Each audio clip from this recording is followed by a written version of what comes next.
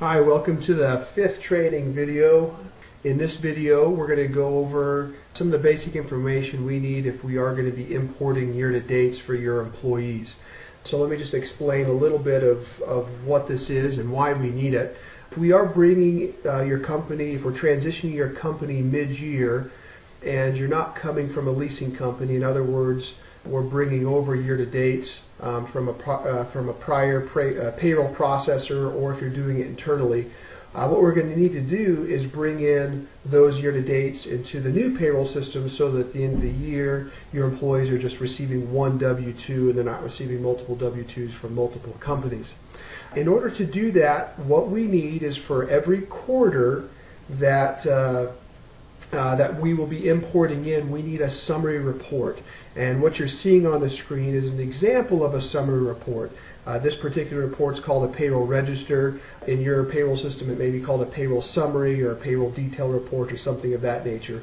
But I want to show you some of the basic elements of it. Whatever the report's called, it needs to have these basic elements. So it needs to have the employee's name. I'm looking here at George Washington. It needs to have the employee's name, and for the entire quarter it needs to have their pays, their gross pays, their deductions, their taxes, everything that's basically associated with that time frame with that employee. And so here we see their year-to-date, or for the pay range, their pays, regular pay, commission, and bonus for this particular employee. And then if you scroll over a little bit, here are their particular taxes for this pay period: federal withholding, Social Security, Medicare, and state withholding tax. And then on the very right, these are all of the deductions that are associated with this payroll: health insurance, dental insurance, 401k contribution, and child support deductions. And so, for instance, as an example, let's just say that we were bringing you on at the start of the third quarter.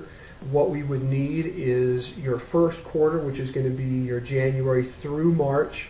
We're going to need a payroll summary report for that time frame, and then we'll need a time frame from April until through July.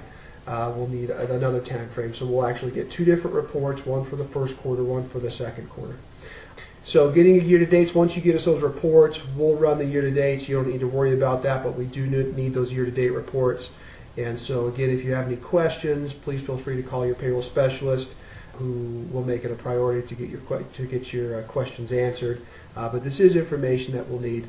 Just as a side note, if you are coming on January 1st, of course we don't need any year-to-dates. We'll be starting on a new year, and so we'll have no year-to-dates, and you can completely skip this step altogether.